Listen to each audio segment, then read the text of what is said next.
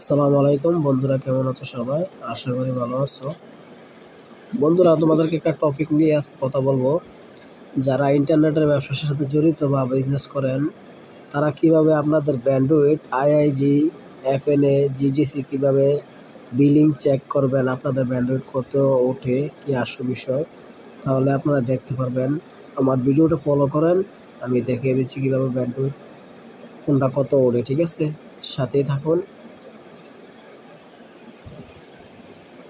আমরা মাইক্রোটিকে প্রবেশ করলাম। মাইক্রোটিকে প্রবেশ করার পরে আমরা ইন্টারফেসে যাব।